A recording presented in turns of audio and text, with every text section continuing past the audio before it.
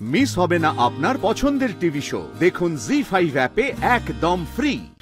আমি তো ভেবেছিলাম জামাই বাবু আর ঈশিতা দিদি আমার উপর বদলা নেবে, কারণ ওদের রাগ আমার উপরে।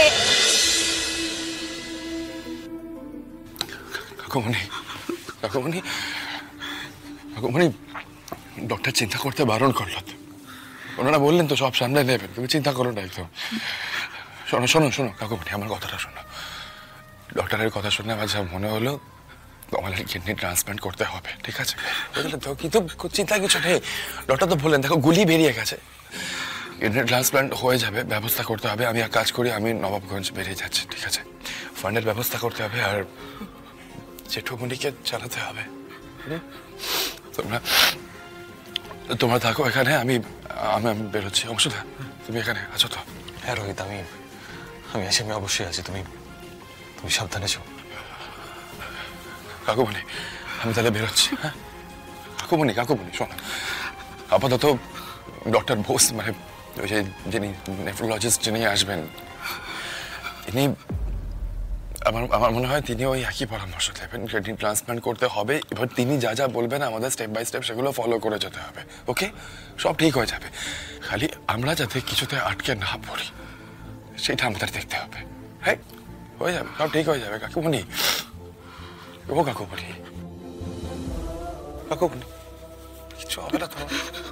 আছি তো আমরা কেউ তো আমার কিচ্ছু হতে দেবো না।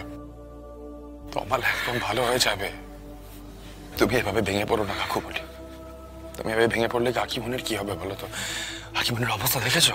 হ্যাঁ, যাও অংশুদা, নিয়ে যাও কাকুমণিকে। হ্যাঁ হ্যাঁ, আমি নিয়ে যাচ্ছি। রোহিত, বলছিলাম যে যাওয়ার আগে তমালকে আইসিইউতে একবার দেখে যাবে না?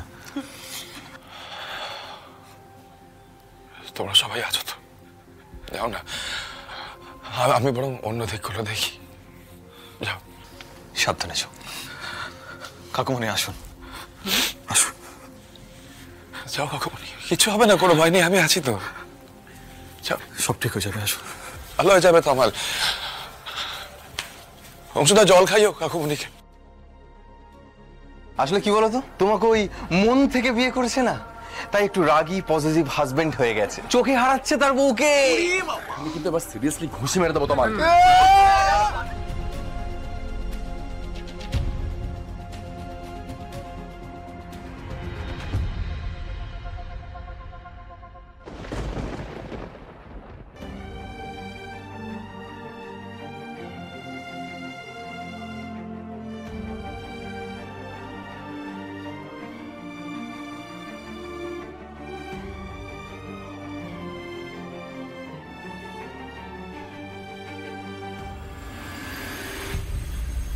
হ্যাঁ রোহিত, শোনো।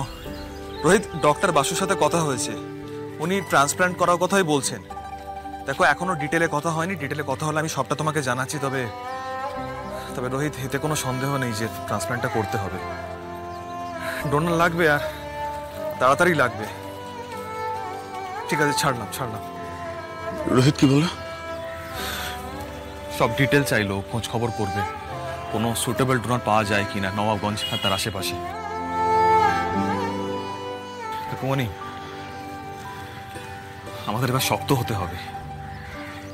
এই লড়াইটা কিন্তু সহজ লড়াই হবে না।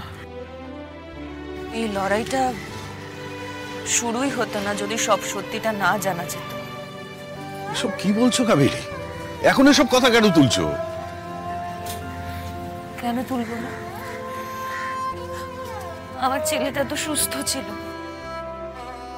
ঈশিতার সাথে ওর সম্পর্ক ভালো না, এটা কারোর কাছে অজানা নয়, সবাই জানে। তাও তো আমার ছেলেটা হাসি খুশি ছিল, সুস্থভাবে হাঁটা চলা করত। কি হয়েছে ওর? ওকে ওইভাবে শুয়ে থাকতে দেখে ভেতর থেকে শেষ হয়ে যাচ্ছি, বুঝতে পারছো না? শেষ হয়ে যাচ্ছি, আমি সামলাতে পারছি না আমি নিজেকে। এই এত বড় একটা অপারেশন, এত বিপদ, এসব তো কিচ্ছু হতো না।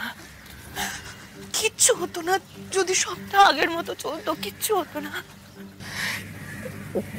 কাকিমণি, ও কাকিমণি, একটু শান্ত হও, আমার কথাটা শোনো। আমরা তো কেউ বুঝতেই পারিনি যে ঈশিতা এতটা সাংঘাতিক মেয়ে। ফুলকিও বুঝতে পারেনি না, ও তো জানতো সবটা। রুদ্র আর ঈশিতার হাত মেলানো এটা অনেক দিনের, এটা তো জানাই ছিল। ফুলকি জানতো না রুদ্রর জন্য ফুলকি আর রোহিতকে কম বিপদে পড়তে হয়নি। রুদ্রর এগেইনস্টে গেছে বলে ওরা কম বিপদে পড়তে হয়নি। তাহলে কেন ফুলকি, কেন তুমি সবার সামনে ওভাবে ভিডিওটা দেখাতে গেলে? তুমি ওটা না করলে তো আজকে এরকম হতো না। তুমি তুমি তুমি তুমি জানো না, তুমি জানো না রুদ্র আর ঈশিতা এই অপমানটা মেনে নেবে না। হ্যাঁ, সেই সময় লাবুর মাথা ঠিক ছিল না। আমি জানি, আমি লাবুকে কিছু বলছি না। ওর সাথে যা হয়েছে ও নড়ে গেছিল, কিন্তু তুমি তো জানতে বল রুদ্র আর ঈশিতা এই অপমানটা মেনে নেবে না। ওরা কিছু না কিছু একটা করবেই। আমার ছেলেটার সাথে কি করলো? কাকিমণি, আমি স্বপ্নেও ভাবিনি যে ঈশিতা দিদি তোমার দাদার এই অবস্থা করবে। আমি তো ভেবেছিলাম জামাইবাবু আর ঈশিতা দিদি আমার উপর বদলা নেবে, কারণ ওদের রাগ আমার উপরে।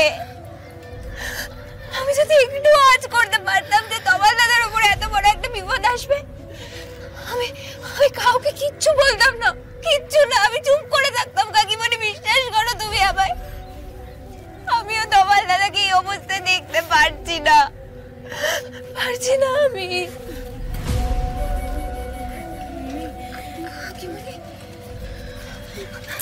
ফুলকি, এই ফুলকি,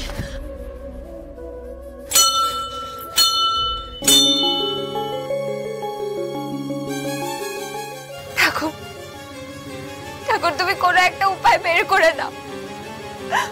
আমার তোমার দাদাকে সুস্থ করে তোলো ঠাকুর, আমার তোমার দাদাকে সুস্থ করে তোলো।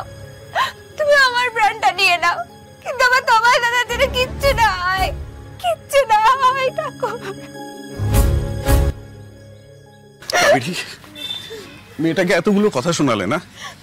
তমাল যখন হারা উদ্দেশ্যে বাড়ি থেকে বেরিয়ে গিয়েছিল, তখন ঠাকুরের সামনে হাত পুড়িয়ে আরতিটাকে করেছিল এই ফুলকি। এই ফুলকি কিনা ওর তমাল দাদার ক্ষতি চাইবে? হ্যাঁ, এখন আপসেট হওয়ার সময় নয় কাবেরী। অংশু কি বলল? এই লড়াইটা আমাদের সবার, আমাদের সবাইকে একসঙ্গে লড়াইটা লড়তে হবে, একসঙ্গে। তুই ওর কাছে থাক, কাকিমণির কাছে যাই। জি5 ডাউনলোড করুন আর সব এপিসোড দেখুন একদম ফ্রি।